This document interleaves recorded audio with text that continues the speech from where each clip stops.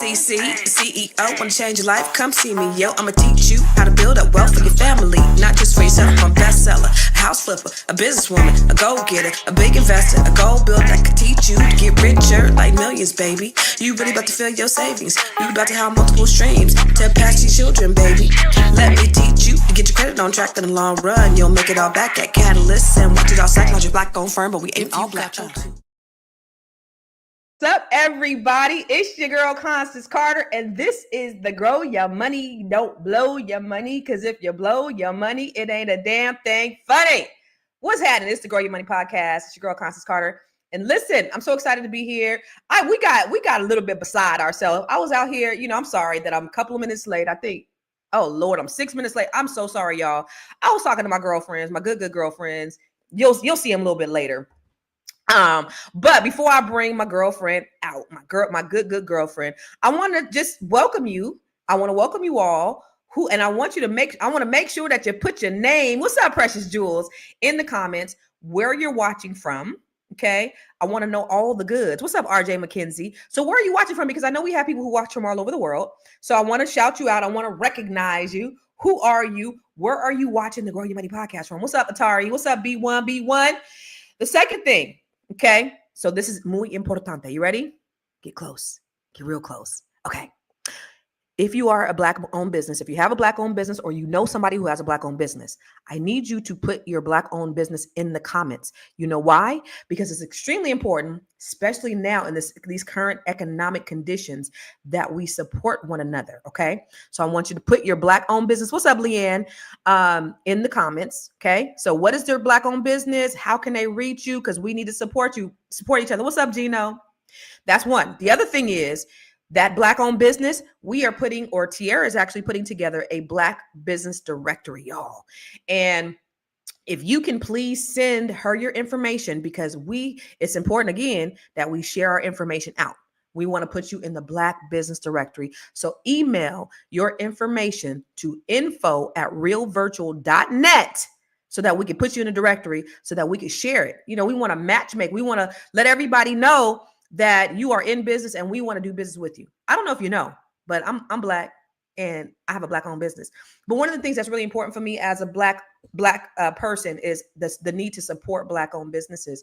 One of the things I often hear people say, I used to hear people say, I don't hear people say it that much no more, is they say, I don't do business with Black people. I've not heard that in a long time, because now I think it's uncool to say, but I think it used to be cool to say, because I think we were brainwashed into thinking that we were less than, or that our services were inferior to other people's. Okay. And so now we understand that, listen, we do good business too. People who look like you do good business too. There are some that don't, but the ones that don't, here's my suggestion, offer them constructive feedback. Tell them what they can do better. Okay, they may receive it or they may not receive it, but give them an opportunity to correct themselves. Because if they don't know, and perhaps they do, but if they got constructive feedback, I remember when I went to Atlanta, and I ate at what's her name's, Old Lady Gang. I ate at two or three different locations. So I ate there like 3 times that weekend. I ate at 2 locations 3 times. I went with different people. The last day I went to another location, and the experience was less than subpar. It was a bad experience. And so, I left a Yelp review, but the cool thing was they emailed me and said, what can we do to make this better for you? We thank you for the feedback. You need that kind of, you want to have people that want to hear the constructive feedback. And I wasn't really negative, but I was just saying, listen, whatever it was. And I don't remember because it was like in 2019, but I gave them feedback. On the same token, I remember when I had some people do some t-shirts for me, right? I had my cousin who has an amazing t-shirt. Amazing t-shirts. And then there was another girl that somebody recommended for me to do my t-shirts. I was having a retreat. So I had her do some t-shirts and I had him do some t-shirts. Wanted to give this young Black woman an opportunity to do the t-shirts. Well, his were amazing, right? And his were actually cheaper. Hers, this girl ironed on these logos. She just literally printed it, ironed that shit on. And before we even had the damn retreat, the shit was falling off. And so I remember telling her, I said, I'm going to pay you. for sure. But let me just give you some feedback about the service. And her response was, okay, when you gonna pay me? I mean, I don't know. That's how she said it. I don't know if she rolled her neck and said it. However, it sounded that was a response. So for me, for her, that was no longer an opportunity for me to do business with her because she wasn't really receptive to the feedback. She was just like, I felt like she was one step from cursing me out. But I'm always going to look to my people first. Right? Why? Because other communities do the same thing. And I'm unapologetically Black. I'm not anti anything else, but I'm unapologetically supportive of B1, of Black first, of always wanting to do business with Black people first. I'm going to always give us an opportunity first, because as we should, we need to look to ourselves first, just like the Jews look to themselves first.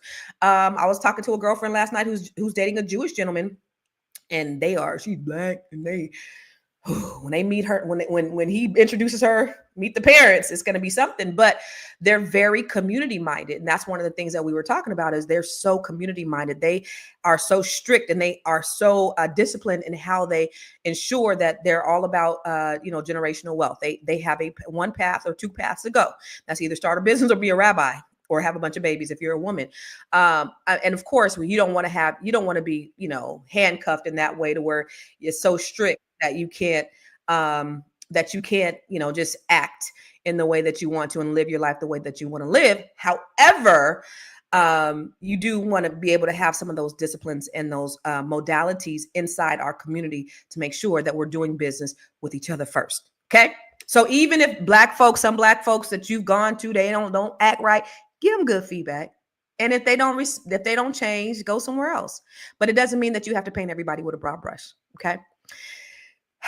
I'm off my soapbox. I'm sorry. I did a 6-minute soapbox, but I just need us to understand the importance right now of doing business with people who look like you. Because right now we are in an economic crisis with everything that's going on in this country and across the world.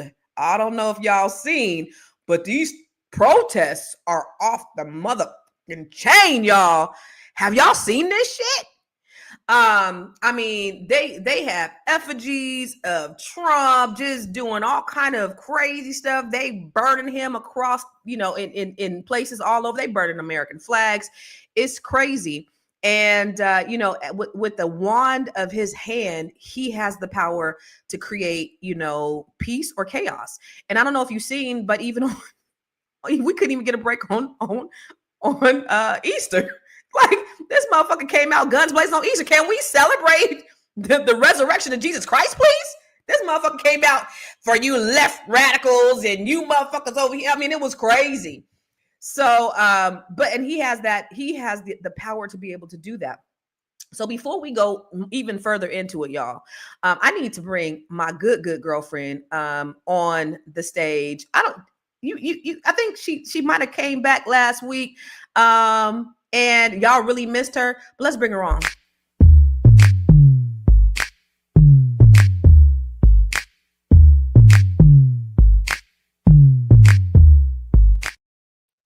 Hey, what's up, TT? What's crack-a-lacking? Miss Black Hollywood, you muted, baby.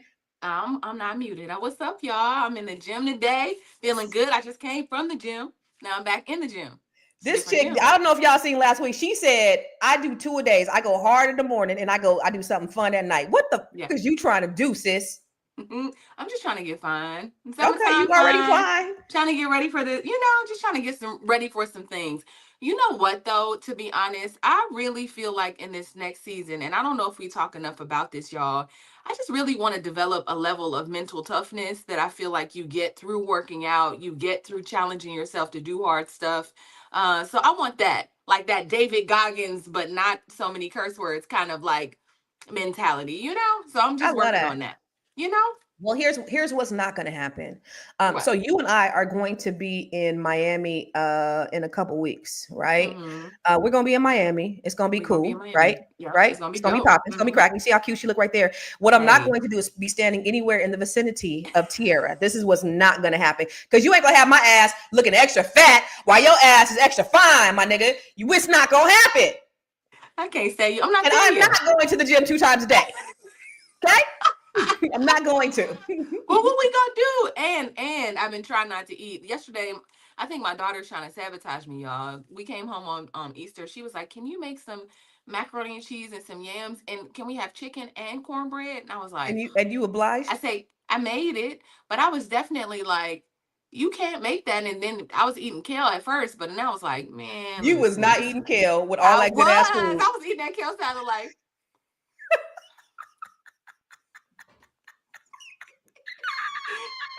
After a few I wouldn't have hours, been I able was to do it. like, She said, "Forget "Can it. you I'm make about to chicken go and and can you make some fried chicken and mac and cheese and Yes, greens?" And yes." and you did And it I ate. all. It's sitting there eating kale. I'm not playing with Did you do Lori. it though? I did. I did eat. I did eat. Oh, But yesterday, she asked me to take her somewhere else. So I'm saying, y'all, she be trying to sabotage me. no, She that's was like, "Can you discipline. take me to get some yogurt?" And I was just standing there looking at the yogurt.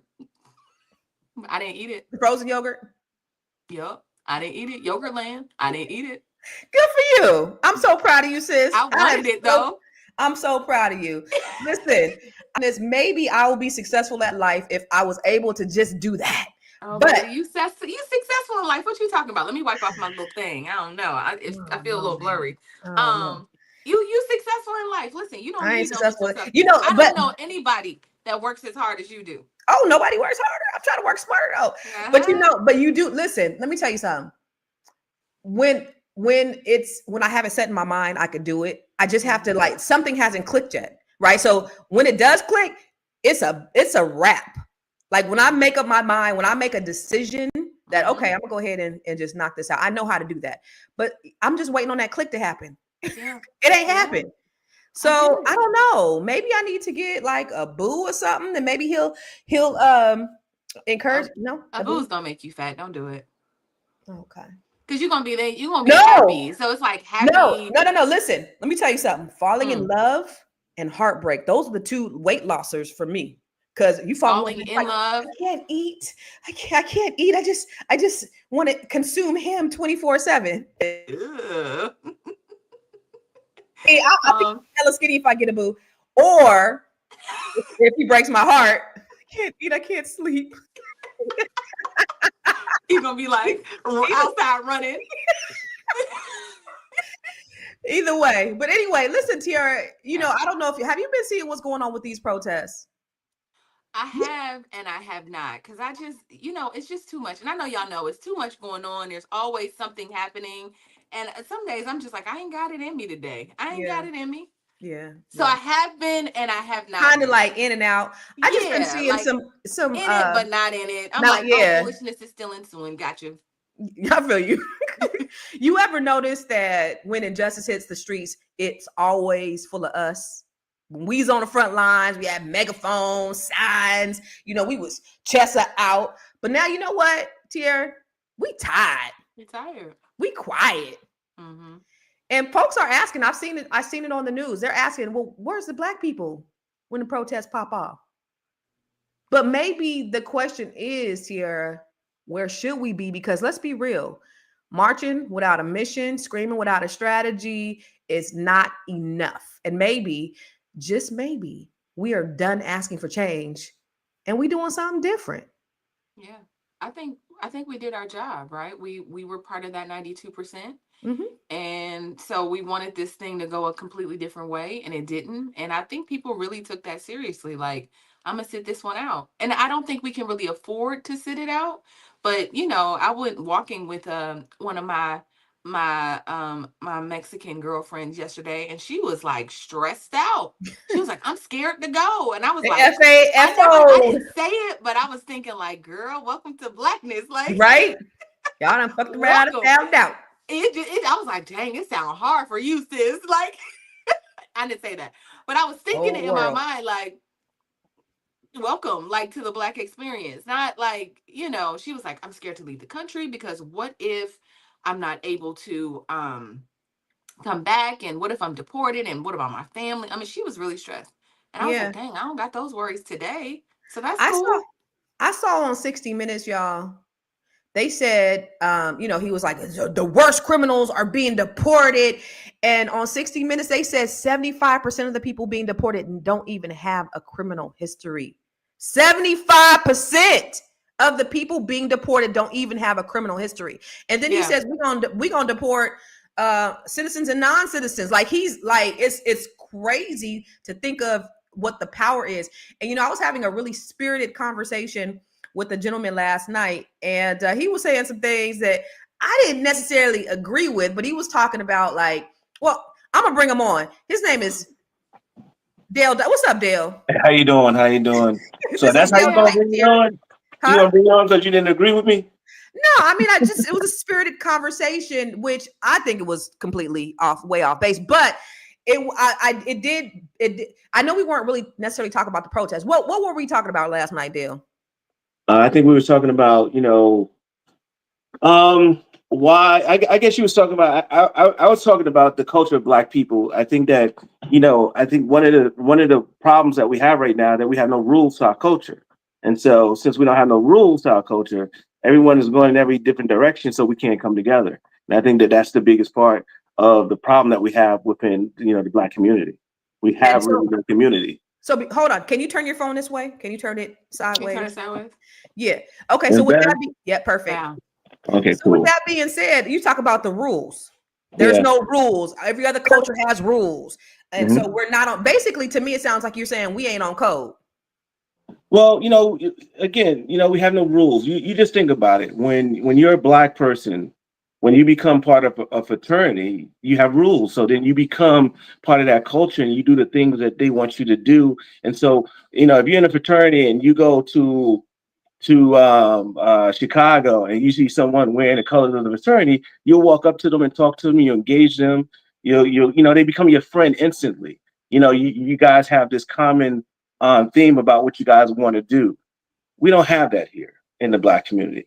We see things that are going on, but we're all doing our own thing. And there's certain things that we should be obligated to do that we just don't feel like we have to be obligated to do. And I think that in other communities, it's more of an obligation to their community or to their what though? But before you tell me that, before you tell us that, so you didn't send me your little 2-liner bio that I asked you for. So tell people who you are, what you do, where you at in the world, and all that other good stuff. Well, my name is Dale Dykes. I'm originally from Harlem in the Bronx. I was a former investment banker. I went to Wharton Business School. Did investment banking for JP Morgan, private equity for JP Morgan. Moved to Washington, D.C., started my own business. I've been in business for 20 years. I have about 11 employees. And I'm just, making that money. A hard-working Black man. Yes, a BMW, yes. Mm-hmm. In fact, this Negro has the best basement I've ever seen in my life. But now you got to explain why you're in my basement. Uh-oh. You had me tied up like Biggie said. No, okay, but so I'm sorry. What was the other lady's name? Tiara, Miss Black. Tiara. To piggyback on what Tiara said is that our people are tired. I think that back in the day when civil rights, it was one common group of people, right? We all was in the same boat, and so we all came together. And even if it was like 80% of the people in the same boat, and only 20% of that 80% came together, that was a lot of people. But because we was 80% in the same boat, we were being segregated against. We couldn't, drink out the water fountain, couldn't ride the bus. It was a bunch of us that was faced with those problems. So even if 20% of those people got together, that was a lot of people. Today is different. It's different sections now. We got the middle class. We got poor. We got poor and stuff like that. And so in the middle class, which is the ones that's really looking out what's going on, they got one big problem. What's that? When these protests happen, guess what? We're at work. And so we don't have the same desire for those sacrifices that they had back then. Back then, it was a badge of honor to get arrested, to have civil disobedience in order to kind of disturb what was going on. We don't have that appetite anymore, unfortunately. But Dale, and I'm gonna pose this question to both y'all, because when George Floyd was murdered, black people was protesting. In other instances, we protest. We Do weren't you think working. We weren't working. It was the it was a remember, pandemic? it was a pandemic. Remember, Okay, but it was still, like there was so still more than the normal people were out there. okay. But let me ask you this though: do you think that we might just have protest fatigue because it ain't got us nowhere? Do No, you think no? no, no. I don't think we have protest. I think that the reasons why I said is the reasons why I said even Because we at work. That's why we not Well, protesting. well, well, well, I'm telling you something. You got different people now, right? We're not all in the same boat anymore, right? Yeah. So when there's an issue out there, wow, we can sympathize or even empathize. But it might not be something that is going to affect our pocket, or if we do get involved to the point that we want to, it might affect our pockets. We might be on the news and our boss sees us on the news, and that might cause a problem. We think about those type You of think things now. folks is thinking like that? I But just but you got to understand that's why you don't see all these Oprahs and Jordans all that protesting, because they know that's going to affect their pocket. It's going to affect their pocket, and it's sad, but that's the reality of it to they me. just send, they I'm just gonna send go with money. what Marjorie They said just though. send money.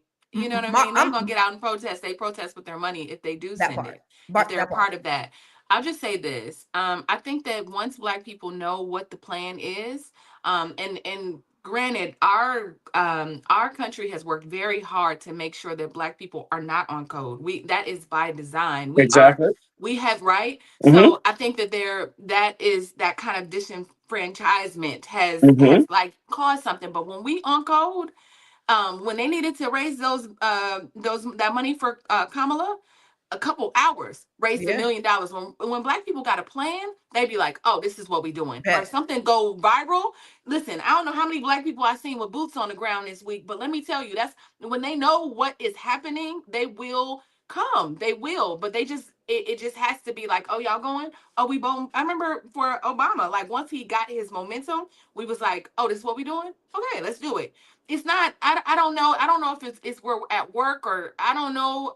No, I I think don't know if I can agree with that, but I think once we have an agenda and we can be unified, I think we sink back into what we know, and that's what supporting one another. I agree with you. I think the difference in that is that when we have to donate, when we have to donate money and stuff like that, that's an easier thing to do, because we can just go on the computer and donate the money and we feel like we did something. When Hmm. we have to kind of like, hey, listen, I'm not coming to work tomorrow, or I'm not doing this, I'm not doing that, so I can be out there. It's a little harder for us, and not be, I can do it because I'm the boss. Right. I can go out there and do whatever I want. But I'm thinking that one of my employees come to me. I have some Spanish people that work for me and say, "Hey, Mr. Dale, I'm not coming to work tomorrow because I need to protest this." I would empathize and sympathize and know that that's the right thing of me letting him go do what he needs to do.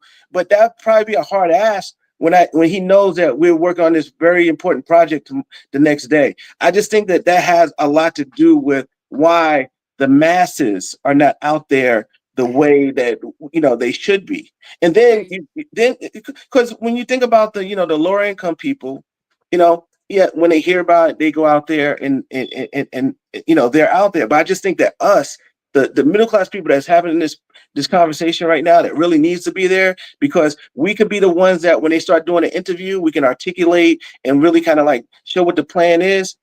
Those are the people I believe that are missing. Most of those people are missing. Well, let's ask the chat, because I want to know from the people. We got at least 125 people in here. Do you agree that are you at work, y'all? Is that the issue? Is that why you're not getting outside, because y'all got to work? Y'all can't ask for time off? Or y'all going outside and protesting? What are y'all doing? I want to know in the chat. So let us know what you would do if we had to go outside and protest right now. What would you do? Would you have to I go to think work? I think Margie is hit is spot on. See, this is the thing, y'all. Black people, we know that our power is not in being in the streets. Our power is not on the front lines marching. That's not where our power is. Our power is in our pockets and what we decide to do economically. Because you got to think about the Yes, Montgomery yes, bus boycotts when that yes, happened. It took over a year for them to be in bankruptcy and collapse. And we did everything we could in unison. Yeah. Look, even now, let me show you what's going on with Target. Let's watch that. The boycott of Target during Lent has had a significant impact on the bottom line of the company, according to the pastor leading the charge. The fast shifts to a full-out boycott. The CEO of Target is talking with Dr. Bryan about steps moving forward. So far, more than 200,000 people have signed up to be a part of this fast. We had 4 asks and only walked away with one thing. Target has agreed that by July the 31st, they will complete the pledge of $2 billion for black business. We gave you 40 days to answer 4, not 1. We ain't going back in there. We asked that they would invest $250 million in the black banks so people would have access to capital for businesses and for home ownership. We asked the Target to invest in HBCUs and to give a re-examination of what DEI would look like in the future. You met with the CEO? Yes. What was that like? We're still meeting. I think it's a healthy start for where it is that we are. Do you think they hear you? Oh, they hear me. The cash register hears me. So no, they hear me. Power concedes nothing without a demand. What I've heard is a lot of people are resolved in not going back. It's going to be a whole lot of heavy lifting that will be on the shoulders of Target to do, not for us. What do you think the impact of this movement has been so far? I think that companies will be leery about how they mishandle minority communities, knowing what the impact has been on Target and not wanting it to visit their own. Yeah. So going back to what I said before is that back in the day, we disturbed the process, meaning that when we sat in, they couldn't do work at that restaurant because we were there. When we didn't get on the bus, we disturbed the money flow. We disturbed that stuff. So those protests that we did, we disturbed something. The protests that we're talking about with Target, we're disturbing their money flow. Correct. When we go out there and we just protest and shout, for a large amount, we're not disturbing anything. And so we have to do protests that's going to disturb the people we're protesting against. And I think that once we, like you said, have a plan, and the plan is to whatever we do and how we protest, it disturbs the people that we're protesting against. They have to respond. If we go 1,000 people and we go out in front of the White House and we just talk and yell and everything like that, and it's not really disturbing anything, it's just, making traffic a little unbearable for a couple hours, there's no response to that after we leave. I think we're finally on code. I think visually, listen, I remember when they were protesting for George Floyd out on Hollywood Boulevard, and there was like hundreds of thousands of people out there. When I tell you, it was like, there was so many black people out there. I had never seen anything like that in my life. It was beautiful, but it gave me the visual was, we do show up. We do support. I think that there is, as a storyteller and as a person that's visual, I think being able to see it makes a difference and being like, okay, black people is not fucking around. Yeah. I think it's important to see it and also give your money. I think you're right. I think that you're right. George Floyd, 2 things about George Floyd. One is that it was during the pandemic. 2, it was a really bad situation. It was a really bad incident, that really people it kind of, they were really like, wow, they were hurt by it. And so that forced a little bit more participation. However, when someone says, okay, we have to go protest in front of black people protest in front of the White House for DEI, which is very important, I think then it becomes like more of a decision, like, do I go here or do I go there? And I think that's when there's a problem. I think that, again, once we do any type of protest that disturbs something where they have to respond, I think that those protests are work a little bit more in our favor than when we just do something where we just stay for a couple of hours and then leave. Mm-hmm. I think that we carry a lot of trauma as Black people. You know, our parents march, we march, our kids are asking, why the hell are we still marching? We seen hashtags come and go, justice delayed, justice denied. I think it's more about exhaustion. You know, I think we're just tired. The protest fatigue is real. And I think for the first time, we are more on code because it's about strategy over just symbolism. And I think, like you said, Tiara, we do need both, right? Because they need to see our faces in order for them to really be empathetic towards our cause. But that money is the thing that's going to be the great equalizer, because Black people are choosing power over performance. Instead of signs, we're building systems. And that's the thing that I think that is important, that we really need to get out there. So we ain't just out here chanting, we writing checks. That's the difference. Okay, so you on fire with these signs and strategies and checks so and checks. I so see you, Constance. Go what's ahead. the I'm sorry. Yeah. what is the blueprint for that? Then why haven't I seen it? You see it? I just showed you a video of Target. Look at Oh, what's happening with Target. no. We can see Target. I mean, I understand we're disturbing something. I see that. And guess what? I cannot go to Target and I can be in that protest, and it doesn't, it doesn't like, inconvenience me in any way, because I have access to Target. You know, as a financial strategist, and I'm sitting down and I'm looking at people's information, it's a lot of Target runs on there. I just got to go to Target real quick. And Man, listen, I don't know about you, Dale. It is Right. Let me tell you something. Convenient to not be able to run to Target real quick and pick up some shit.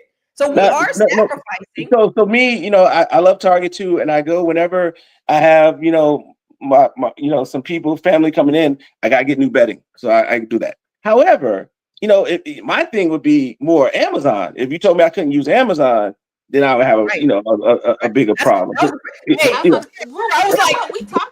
Yeah, I was like, yeah, we gotta do something. We gotta do something because we can't use Amazon. I don't know what we gonna do. We gotta build some factories. We gotta build some warehouse. I don't know. I understand that, but what I'm saying is that if that is the plan, we need some leaders or whoever to kind of let us understand that that's a big plan. Not just Target, is everybody. It's how are we gonna get together and do it for everybody?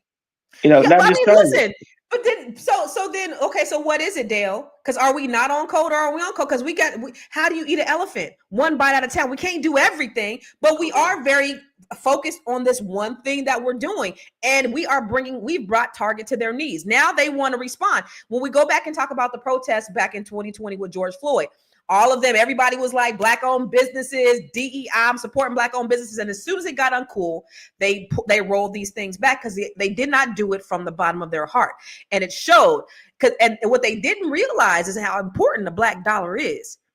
And they fucked around and found out for real. Well, I think they know. I think they know how important the Black dollar is. I think so because they fucked around and found out. Let me tell you, they do, but they took us for granted. When you see a lot of this stuff, they take us for granted, and then we have to show them. And listen, you better understand that we are 20-30% of your revenues. So you better But I think that they take that for granted when things are just going really well because they think that they put a target in our neighborhood, we got to go.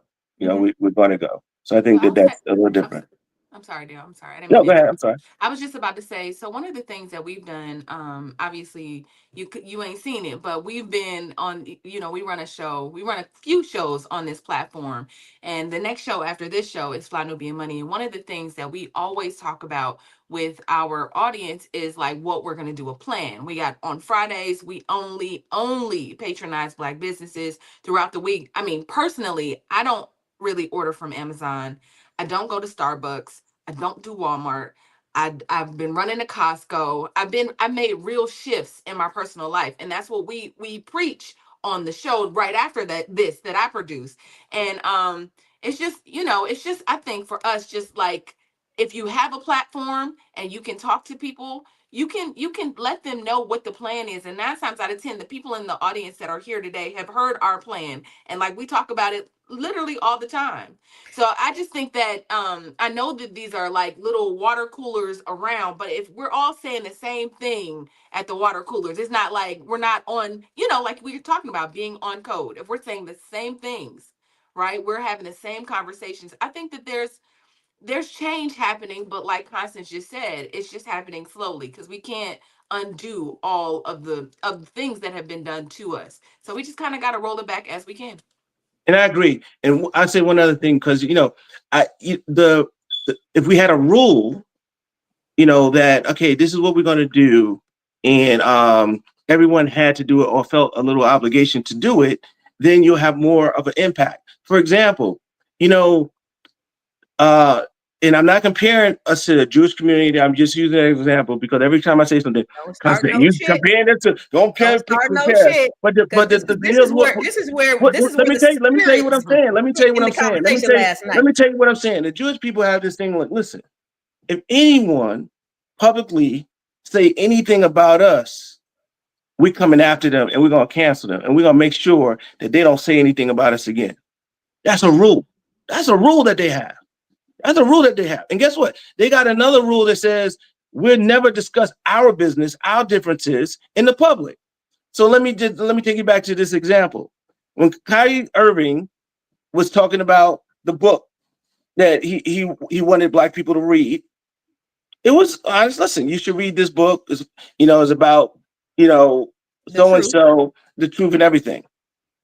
And but it had a lot of stuff to do with the Jewish people in it. Jewish about people didn't like that. black Jewish people people being didn't like that. abused. And guess what?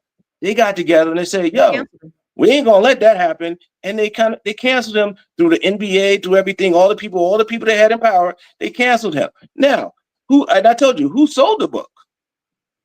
Who he was pointing to where you can buy the book. What was that? Amazon. Who owns Amazon? A Jewish person.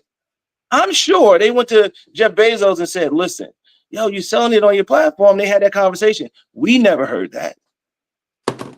Because they wouldn't do that in public and say, Jeff, why are you selling this? You shouldn't be selling this. They'll never do that to another Jewish person because that's a rule within their community not to do that. And So what I'm saying is that we need to kind of and again, the reason why we don't have rules because they took all that stuff away from us through all the trials and tribulations that we've been through. So, they systematically made it so that we don't have these type of rules and stuff like that. But what I'm telling, the conversation we had last night was about why is the Black community not, as together as we should be and doing the things that we should be doing. And I think one of the reasons is because we don't have the same rule system in our communities that other communities have.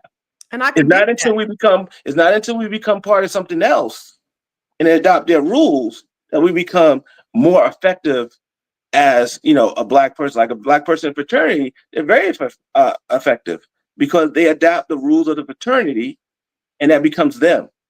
So, if I may, you And then I'm a May after you. okay? Oh, I'm sorry. You may first. You may Hold on, first. I gotta get another guy that thinks like me on this. Go ahead. You know what?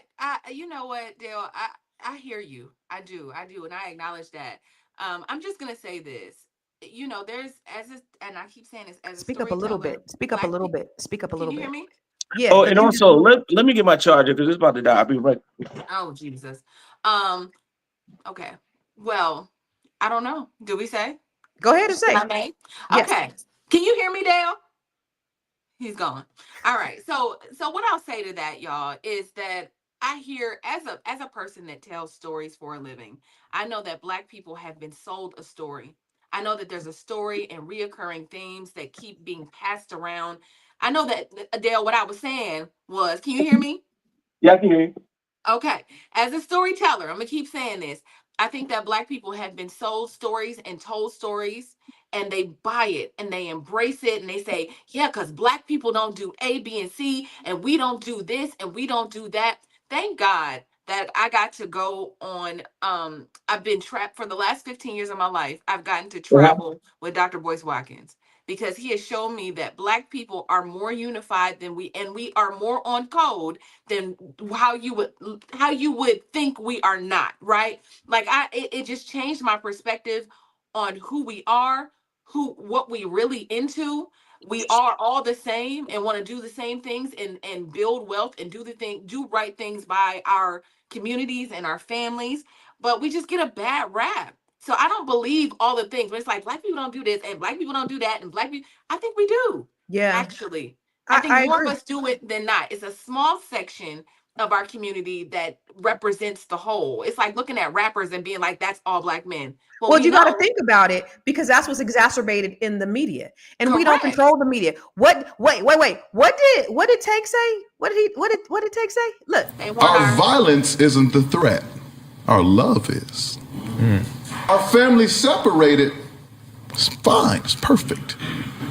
The man staying with his family and raising his kids and pouring into his woman, that's the threat.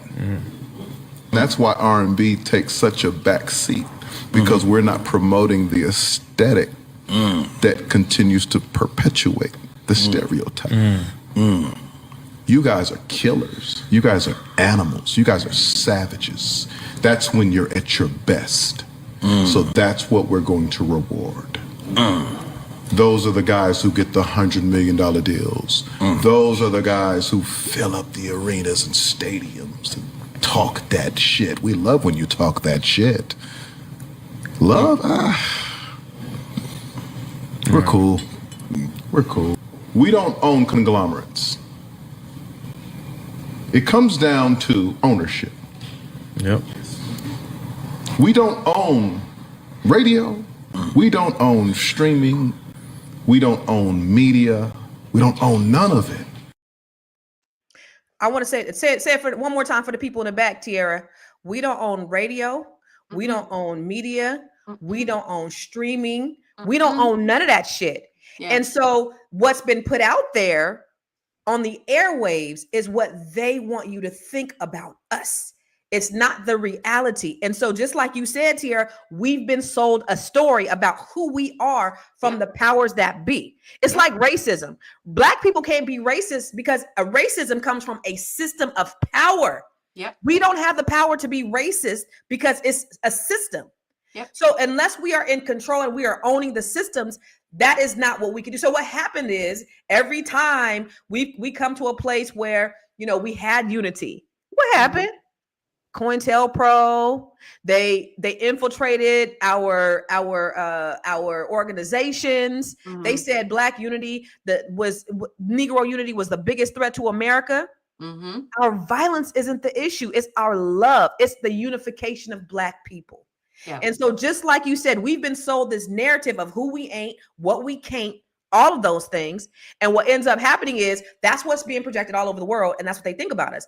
But and that's what we think about us. That's what we think about us. Constance, how many times have you sat with a Black person and they said exactly what Dale said? Black people just don't.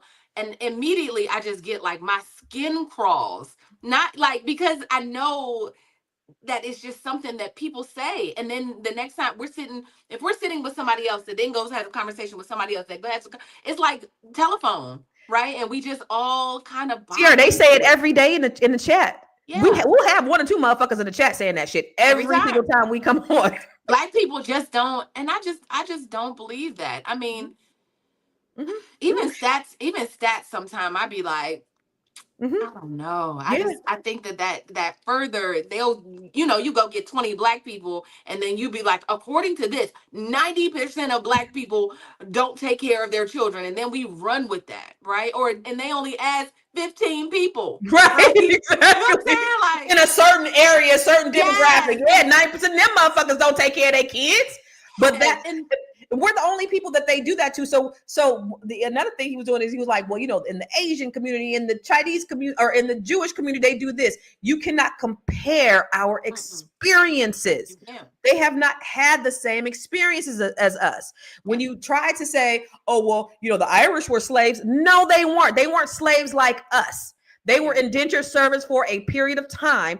But what happened was when these white British people, when they figured, oh shit, it's more them than us, we have to construct a race of people. And now let's consider them white like us. First, they were just Irish people. Same with Italians.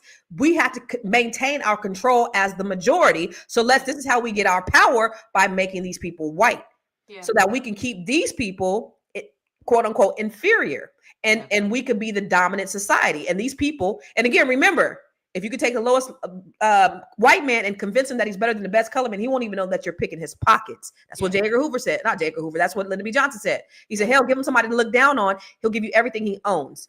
So again, the powers that be, they don't give a fuck about your race or whatever. They care about power. Yeah. It's the dumb people down here that are fighting against each other. And they're like, ha, ha, ha, let's pull the strings and keep ourselves in control. Yeah. That's what this, and so Trump is the evolution of what that is. I was reading somewhere today, they said, there was a couple of things. They said this presidency, of course, is, this presidency, Victim mentality holds us back. It's hard. is the manifestation of white rage that took hold when a black man captured the presidency. He is a consequence of white silence that has allowed him to escape accountability. Right? Yep. 56% of white electorate voted for Trump. They were willing to ignore 34 felony convictions. They were willing to forget the hundreds of thousands of Americans who died during COVID because they didn't want a black woman in office. They were willing to overlook all of that because he was going to be good for the economy. Wait a minute. I didn't want to suffer. I just wanted them to suffer. I didn't know my farm was going to be, these tariffs was going to affect me. I didn't know I was going to lose my welfare. What? I thought it was just the ends and the Mexicans that were going to get deported because we don't want them in our country. That's what they thought. And they fucked around and found out real quick that he don't give a fuck about y'all either. He cares about the rich people. He don't care about you common people. He said, what did he say? I love the poorly educated. Yeah. Said that. Because he can manipulate you. He told y'all. Because he can manipulate you. Like, he knows what to do. You know, I often talk about my experience working on The Apprentice. At that point, I was in the office. I did not meet Trump, but I did have to watch all the footage that came into the office from on set. And I just knew then that he was a showman. He was all about entertainment. I mean, he literally runs The Apprentice. He literally runs the country like he runs The Apprentice. You're fired. How are the ratings? How is this? You know, I often talk about how I watched that video of Dr. Fauci saying that Trump, he told, you know, when he told us to drink bleach. He was like, am I in a Twilight Zone? Yeah, he was like telling everybody to drink bleach and then went back to his office and was like, you shouldn't have did this. He was like, did you see the ratings? Because all it's about is getting attention, being provocative, bullying, you know, all of that, like good showmanship, good television. Yeah. So he running y'all country like The Apprentice, and just it's not even real. You know, that you see the things that he does, like he gets information. He was like, yeah, tariffs, that's what we're gonna do. He has no idea what's how they work. Just saying shit, right? Just saying anything. He's getting pushback. He like, all right, well, let's get rid of the tariffs right now. Like nobody, he don't know what he's doing. No, it's very clear. And these dummies are still like, he's a businessman. You know, we're gonna have to roll these tariffs out until he gets it together because he is not looking out for your dumb ass. Let me tell you about being an actress, right? Like when I worked at a private equity firm, me, right? I didn't work, as you can see, like I've been working in the entertainment industry, but people will see me and be like, oh my God, you could totally come and work for me. So I went and worked at a private equity firm, and he was like, you're going to be the VP of corporate communications. You know, I was reading books on private equity at night and like all Wall Street terms. I get into the meetings and be an actress, y'all, and just be like, the Dow is down. What? That's what Trump doing. That's what Trump is doing, yo. Like that's what's happening. He is literally an actor, and it's just because we don't know what we doing. I didn't know what I was doing at the private equity firm. That is so I've never been there. What was I doing at P&G? The Dow is down. He's like, the tariffs. You know, the thing is, these people they've been playing this, you know, for 30, 40 years. You know, they've been playing the slow game, and they finally found a dummy dumb enough to carry out the fuck they want to do. And he don't care because he just want to feed his ego. That's it. And he just want to get paid. Really quick, we're gonna go to this gym commercial, and we're gonna bring Dale back after the commercial. But I do want to share with you guys all of the things that were rolled back, that have since been rolled back since he's been in office, because I think this is really important for us to understand and know why we're, you know, we minding our black business. We minding our black business right now. Have you joined the Grow Your Money Club yet? If not, why not? The Grow Your Money Club is a comprehensive program designed to take you through the complete wealth building journey. We don't just offer random courses, we guide you along a clear path, starting with fixing your credit and becoming a certified credit expert, to building your business, increasing your cash flow, diversifying your portfolio, and ultimately letting your money work for you. With over 30 trainings designed to increase your net worth, you get to either purchase the trainings individually or go through the 12-month roadmap. Here are just a few of the courses. From campus to cash flows. This is teaching your children to become real estate investors. The Wealth Map training shows you how to eliminate your debt, increase your credit, and diversify your revenue streams. You can learn to write your book using ChatGPT. Learn how to build your online community. What about 8 ways to make money using AI? Oh, and here's 7 online revenue streams to fund your $1 million dream. How about learning how to purchase tax deeds or land banks? What about getting started in government contracting? If you're a rookie, the Real Estate for Rookies training has everything you need. The Business Blueprint training will help you build your business foundation, get business credit, get business funding, and learn how to pay yourself so that you can scale your business to the next level. Or perhaps you want to create jaw-dropping video content using CapCut, Midjourney, and ChatGPT. There are so many trainings and master classes within the Grow Your Money Club, and I also drop 1 new training per month. You do not want to miss out on this opportunity to invest in yourself, because guess what? You are your biggest commodity. You are your biggest investment. Join the Grow Your Money Club today. Let me tell you the reason why I have the Grow Your Money Club is because I don't want us to be as stupid as those Mountain Dew drinking inbreds that are the majority of Americans.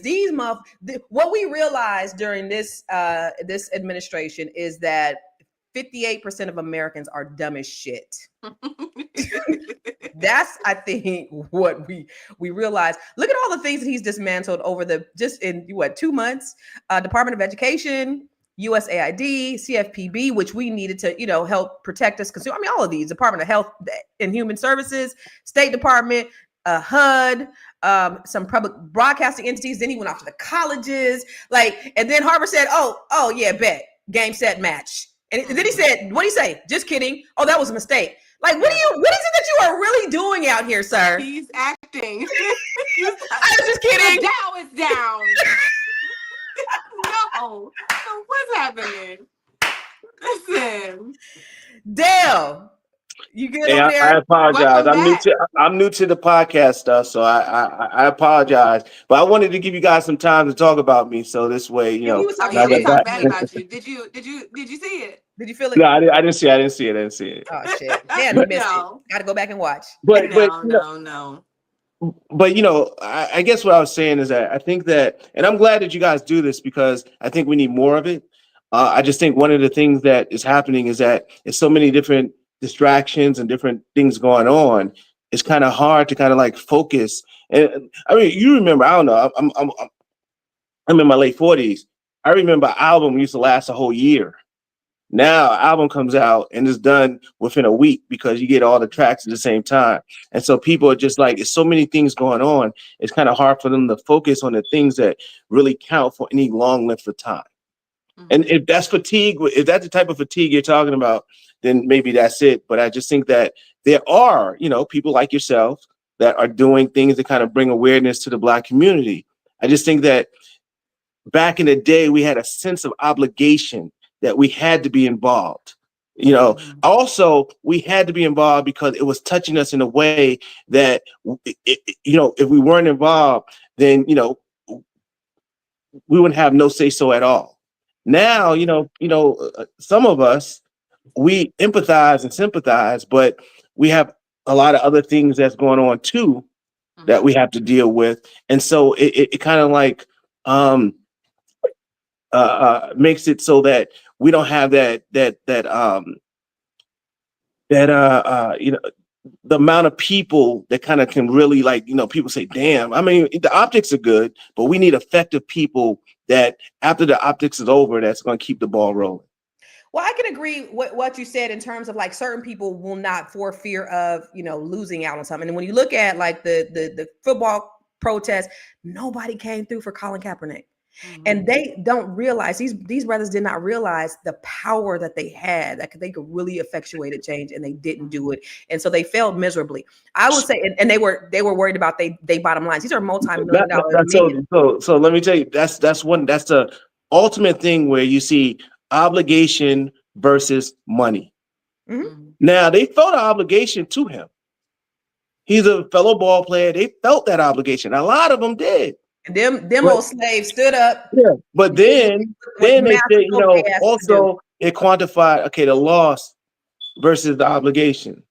And I think that's the question. That's a lot of the question now. And it was different back in the day. They had obligation, but they didn't have a lot of loss because we all was in the same boat. Even our leaders were in the same boat as us. You know, our leaders weren't rich. You're basically saying everybody was affected. And now in this day and time, not everybody is truly being affected in the same way. And so people don't have the same obligation that they've had in the past to do certain protests, because some people, you know, just by virtue of access and proximity they have, they're insulated from some of the things, but so they can care less. That's what you're saying. Well, they're not insulated in the long. They're not insulated in the long run. Remember, they're playing. Is that what you're saying that they think? Yeah, they're playing the long game. You know, just like, you know, 2025 wasn't put together last year, 2 years ago. That was put together probably 20 years ago, stuff like that. So we're not insulated in the long game, but in the short game, we feel like, you know, oh man, I don't have to really deal with this. I have to deal with this over here. And so, you know, we're willing to kind of like, you know, sit back a little bit more than back in the day. We couldn't sit back. So Tennis said Colin K had tons of support. I still don't watch. Yeah. You still out. Yeah. I'm still out. He said even Nike. So the sponsorships, I'm talking about the people who were his brothers that was supposed to be standing shoulder to shoulder with this man, and he was protesting for them and us. And they have the decency as Black men. Can I say, that's a tough call, right? We're talking about men that have been playing football since they are 4 and 5 years old, have been like on a trajectory saying like, I want to play in the NFL. And you finally get to play in the NFL, and one protest means that your life is completely over, because those were brothers, like Brown brothers. Cap was able to recover. But I just think those darker skinned brothers, because we're not going to act like colorism isn't a thing. And Cap still, his woman said the other day that he still gets up and trains like he wants to go to the NFL. Now, nobody's going to pick him up. He's still like a free agent, considered a free agent, and still can't be picked up because he still has the heart to play. So he made that sacrifice literally for us, a game that he absolutely loves. But what about the veterans? What about the veterans though, that were right there, that they could have, they had voices that they could have spoke out about? This comes down to the concept that I'm talking about. It comes down to the concept I'm talking about is that, you know, they felt it. They know, they empathize, and they even sympathize. But it's hard, you know, and that's what, you know, when you talk about breaking the code, that's what they did. They said, okay, we're going to give these people some money. Mm-hmm. Yeah. And they started giving some of us some money. Mm-hmm. Yeah. And when they started giving us some money, they knew that, you know, if we give this person money, that person money, we give this person money, that we're not going to have the same obligation to kind of like do that, because we don't want to lose our money. Mm-hmm. And so that's the problem. So when you come down to the protests and stuff like that, I think that's one of the problems that we have, because that we're not together, because, you know, it's kind of hard to kind of make that sacrifice. Again, it goes back to our collective unity. And I think that because we were infiltrated by the powers that be, and they killed, when you look at them killing all of the leaders, they killed Fred Hampton, they murdered Dr. King, and the government did this. It wasn't, you know, some random people. It was the federal government. And so then after they did that, they dismantled our organizations, and then they put drugs in our community to further keep us. They say, you know what? We ain't even got to kill these Black people. Let's give them some guns. Let's drop some guns. Where these guns come from? I don't know. But now we got money, drugs, guns. Let them at it. And so this was all from the outside, you know, coming into our communities, and we've been flooded and infiltrated. And then let's criminalize them, you know, for the drug dealers, let's criminalize them. And then for the other one, so then now we have a disproportionate amount of our Black men that are in the prison system. You know, it's just, and then of course our men get charged for, you know, they say, you know, I love it when white people say Black people only make up 13% of the population, but they do 50% of the crime. No, they don't. They get convicted. Okay. So, and 80% of the wrongful convictions are of Black people. So we're not doing most of the crime. We're just getting convicted most of the time. This is Sure all is. systemic. Yeah, It's all systemic. And what we're told. they The play with story. numbers. They play with numbers all the time. They play with numbers, but they have a plan. They institute a plan, and they're very methodical about how they put their plan out. Because a lot of, even with rolling back the rights for women to have abortions, they like you to think that all these black people are having abortions and stuff like that. It's not even about black people having abortions. It's about, they knew that if the trajectory that kept going the way it is, that in 2040, 2045, 2050, that there'll be a minority. Yeah, they are. So the deal is that they knew that the white ladies were not having babies. Correct. So they're forcing them to have babies. That's what that's about. It's not about abortion. Why It's do you not think about, they're importing Europeans? but They're that's saying, "Oh, all the South Africans, you can come over here for free. You don't but need they a don't visa, tell you but you Mexicans get the hell up out of here." what they're not telling you is that that's the real reason. Yeah, no, they're definitely afraid of the browning of America. It's Yeah, happening. that's the real reason is They're that, going to be the minority. listen, y'all gotta have babies. If they could do it in real life and tell it the real story, they'll be on it. Hey, y'all gotta have babies. Stop it. They need the white people to, the white women to continue to have babies, and they're having more abortions. Yeah, And so that's taken away from them. and Margaret Sanger, she was really a eugenics person. She was really meant to kill black people, or what do they call them? Undesirables, which were us. That's what Margaret Sanger and Planned Parenthood was all about, was killing black people. And guess who's getting all the abortions? Most of the abortions, them. And white people, yeah. That's what it's about. And that's why you think they're these men are so, because they have an agenda. And a part of the agenda that you got to make more white people. Power. It's all about power. It is about power. This was a really great conversation, y'all. We're going to have to wrap this shit up. Mm-hmm. Dale, that was a great conversation. Even though you was wrong with 2 left feet, you were wrong. I think we agreed on one thing, though. I'm gonna watch it back to see how y'all talked about me. We talked about you real good. I'm sure I got some people that's on my side though. Yeah, not many. Okay, we'll see. We'll see the comment. Dale, so tell us. I know you have your own business here in. Where's your business in Bowie? No, I have a contracting business for the federal and city government. Oh, you no longer have a store here? No, yeah, I don't have my store anymore. Nah, okay, I don't do homes anymore. Okay. Oh, big time. Excuse me, multi-million-dollar contract. Okay, my bad. He ain't doing a little store for us. Okay, so like, how can they follow you? Where can they find you, Dale? Chris Williams said he on your side, bro. Look, Chris Williams said he is on your side. That's it. Stop your shit, Chris. I don't have no way to be followed. I got warrants, so I'm just messing with you. I don't have no way to be followed. Any final thoughts? I just think that we need more of this, but we need a more cohesive way of kind of getting, people like myself to kind of like understand the obligation that we have to. Well, no, I just think that we need to kind of like somehow change the code and make it so that we feel an obligation to each other the way we feel to people when we join another group. It's not until we join another group that we feel that obligation, like we should join another group. Meaning, for example, I'm an alum of Wharton Business School.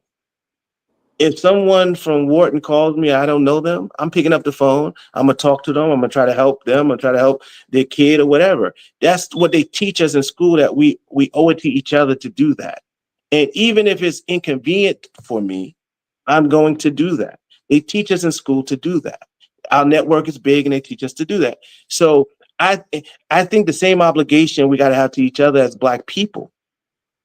And I think that we don't feel that strong obligation to each other. Now, I'm not saying that we don't help Black people, but I'm talking about a kid off the street or whatever, coming up to me and whatever feeling like we can have this conversation and talk, and I'll spend time with them and all that. I don't think that we feel that towards each other. I think it starts with you. It does. Thank you. I appreciate you. We're gonna have to continue the conversation. So, yeah. It does. All right, Miss Black Hollywood. This was a mouthful. It really gave me some things to think about in terms of the way that I show up. I definitely haven't been outside for a protest in quite some time, but I understand its value. and I understand that both things need to be done regularly. So what I'll take from this is I'll continue to, speak on our platforms. We'll continue to create challenges for Black people, we have a Black business directory. If you'd like to send your Black business to join our directory, you can hit me at info@realvirtual.net. If you could show, okay, great, thank you. I'm just gonna keep showing up for Black people in the way that I know how. So Black people, I love y'all. You're at the forefront of my thoughts, and I'm just gonna keep doing that. Change will not come overnight, but I'm committed to the long run. What's I'm going cool. on in Fly Nubian Money podcast today? Ooh. So there was and I hate that you are not our lead today, Constance, because it's going to be such a good conversation.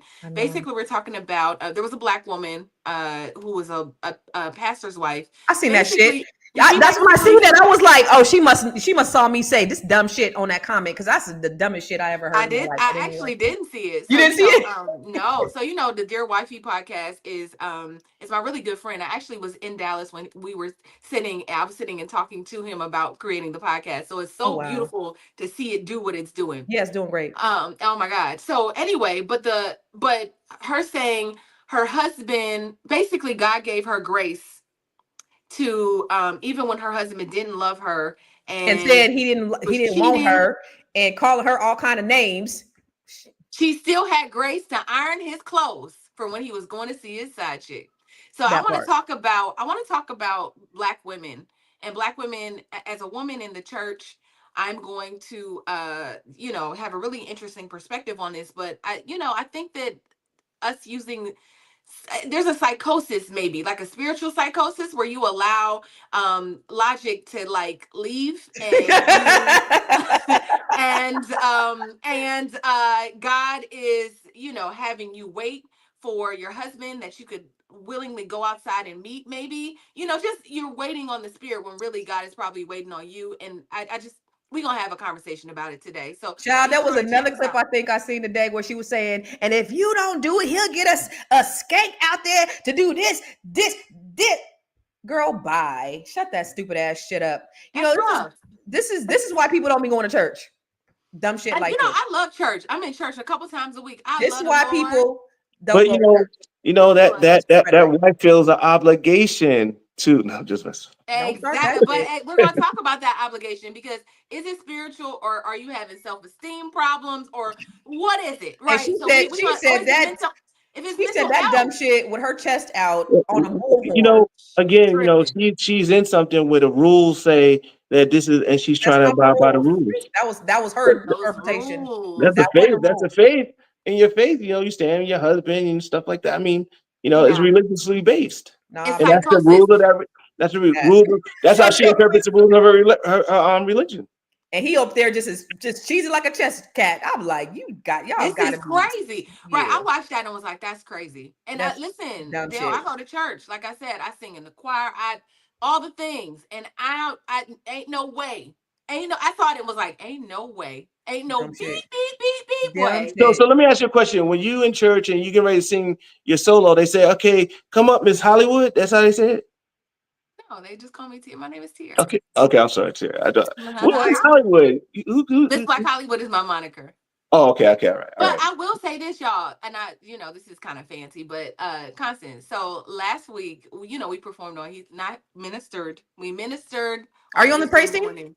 Huh? No. No, I'm just in the choir. So it was interesting because, Stevie Wonder was in the front row. Tina Mowry was sitting next to me. MC Light was over there. Like, look, it was just I said, this is something. Like, this is a whole situation. Oh, he's going to be bigger than regular church Easter Sunday service. Like, y'all going to be bigger than Potter's house in a minute. Choirs, but I was like, okay, all right, well, this is cool. I bet church was packed. I haven't been to church on Easter in over 30 years. Because I leave Easter Sunday for the folks who want to come with their Sunday best on, and I don't even show up on Easter. I enjoyed this. Yeah. I enjoyed this, guys. Listen, family. Listen, we're gonna wrap up, but here's the thing: just because we ain't in the streets, it don't mean we ain't in the struggle. Okay, so protest does not always look like fists in the air. Sometimes it looks like your credit being repaired. Come on. Sometimes it looks like you use collective economics. Sometimes it looks like you sitting at the table, you having a seat at the table. So we're not invisible this season, I believe. More than anything, I think we're being more intentional. We're not invisible bars. We're intentional. Okay. So y'all, as long as we keep building and investing and educating, and that's the reason why it's so important when you guys come on here every single day and you listen. Not only are you being hearers of the word though, but you're being doers of the word. I believe, Black people, that we are marching just in a different direction. That's because right. The revolution ain't being televised, y'all. Guess what? It's being monetized. Ooh. You know what, Constance? You listen. I don't know. Were you the streets and the struggle and the signs and the strategy? Like I don't know. Today I got bars. Today. The revolution. I might put that on a shirt. Is not being televised. It's being monetized. Come listen. On. Hey, wait, real quick. I got this woke tip, and then we're gonna get up out of here. Okay, just real quick. 45 seconds. 41 seconds. Welcome to the Woke Minute. It's your girl Constance Carter. This is where we will drop quick tips to build wealth, seize opportunity, gain knowledge, and empower your legacy. Protests make noise, but economic power makes moves.